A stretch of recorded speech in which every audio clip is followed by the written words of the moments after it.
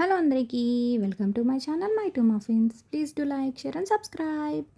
So ఈరోజు నేను చిన్న పిల్లల నుంచి పెద్దవాళ్ళ వరకు బాత్ పౌడర్స్ యూస్ చేస్తూనే ఉంటారు కదా, అదేనండి మన నలుగు పిండి. అది ఈజీగా ఇంట్లోనే మనకి అందుబాటులో ఉన్న ఇంగ్రీడియంట్స్తో ఎలా చేసుకోవాలో చూపించేస్తాను, వచ్చేయండి. సింపుల్గా చేసేసుకుందాం. ఈ నలుగు పిండిలో ఆయుర్వేదానికి సంబంధించిన చాలా ఇంగ్రీడియంట్స్ వాడతారు, లైక్ గంధక చూరాలు, వట్టివేర్లు అలాంటివి. సో నేను అవేమీ లేకుండా సింపుల్గా నలుగు పిండి చేసేసుకుంటాను. ఇది నేను మా చిన్న పాప కోసం మాత్రమే యూస్ చేస్తాను. ఈ ఇంగ్రీడియంట్స్ ఈ క్వాంటిటీ నాకు 1 మంత్ వరకు వచ్చేస్తుంది ఈజీగా. బయట కొనుక్కునే పని లేకుండా మనం ఇంట్లోనే చేసుకోగలిగితే చేసేసుకోవచ్చు. సో చూపిస్తున్న విధంగా చిన్న గ్లాస్తో నేను 2 గ్లాసుల పెసలు, ఒక్కొక్క గ్లాస్ చెప్పిన శనగపప్పు, బియ్యం, మసూర్ దాల్, ఎర్రకందిపప్పు తీసుకున్నాను. 10-12 బాదం పప్పులు, 1 టీ స్పూన్ ఆఫ్ మెంతులు తీసుకున్నాను. మెంతులు మీరు ఎక్కువే తీసుకోండి, నేను మా పాపకి ఆ స్మెల్ పడట్లేదు కాబట్టి తక్కువ తీసుకున్నాను. అండ్ ఈ గులాబీ పూలు వచ్చేసి మా చెట్లకి పూసినవే. నాకు డ్రై పెటల్స్ అవైలబుల్లో లేవు, సో నాకు అందుబాటులో ఉన్న ఈ ఫ్లవర్స్తోనే నేను చేసేస్తున్నాను.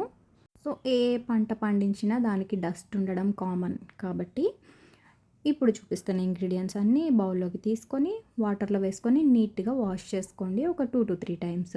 మనం నలుగు యూస్ చేసేదే పిల్లలకైనా పెద్దలకైనా బాడీ మీద చిన్న చిన్న హెయిర్ ఉంటుంది కాబట్టి పుట్టినప్పుడు అది పోవడానికి మాత్రమే యూస్ చేస్తాము. అండ్ కలర్ రావడానికి అంటారా, కలర్ అనేది మన జీన్స్ మీద డిపెండ్ అయి ఉంటుంది.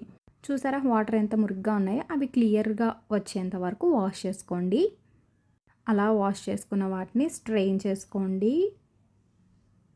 స్ట్రెయిన్ చేసుకున్న తర్వాత వాటర్ అంతా పోయిన తర్వాత చక్కగా ఒక ప్లేట్ ఆర్ క్లాత్లో తీసుకొని, మీకు ఎండ ఉంటే ఎండలో పెట్టేసుకోండి ఒక డే అంతా. నేను ఈ ప్రాసెస్ చేసేటప్పుడు నాకు ఎండ లేదు కాబట్టి నేను ఫ్యాన్ కింద పెట్టేశాను. సో ఇదిగో ఇలా పొడి పొడిగా ఎండిపోవాలన్నమాట. చాలామంది వరకు వేయించరు, అది ఎండలో పెట్టినప్పుడు వేయించకపోయినా పర్వాలేదు. నాకు ఎండలేదు కాబట్టి నేను అన్ని ఇంగ్రీడియంట్స్ని కొద్ది కొద్దిగా క్వాంటిటీస్ చెప్పున అలా పోర్షన్స్ తీసుకొని వేయించుకుంటున్నాను. సో రోజ్ పెటల్స్ వచ్చేసి ఇలా సౌండ్ వచ్చేంత వరకు వేయించుకోండి. అలా వేయించుకునే ఇంగ్రీడియంట్స్ అన్నిటినీ చల్లారిన తర్వాత మెత్తటి పేస్ట్ చేసుకోండి. లేదు మీకు స్క్రబ్ లాగా కావాలి అనేసి అనుకుంటే, చిన్నపిల్లలకి స్క్రబ్ యూస్ చేయలేం కదా, వాళ్ళ స్కిన్ సెన్సిటివ్గా ఉంటుంది. మీ స్కిన్ టైప్స్ని బట్టి మీరు ఆ పౌడర్ టెక్స్చర్ని చేసుకోండి. సో పూర్తిగా చల్లారిన తర్వాత మాత్రమే మిక్సర్లో వేసుకోండి. ఒకవేళ ఏదైనా తేమగా ఉంటే ముద్ద అయిపోతుందని చెప్పి పొడి పొడిగా రాదు కాబట్టి చల్లారాకే వేసుకోవాలి. సో పౌడర్ చేసుకున్న దాన్ని చక్కగా జల్లించుకోండి. చిన్నపిల్లలకి కాబట్టి చాలా స్మూత్గా ఉండాలి. నేను ఇదివరకు బయటవి యూస్ చేశాను కానీ ఎందుకు మనం ఇంట్లోనే చేసుకోకూడదు అని ట్రై చేశాను. సో వర్కౌట్ అవుతుంది.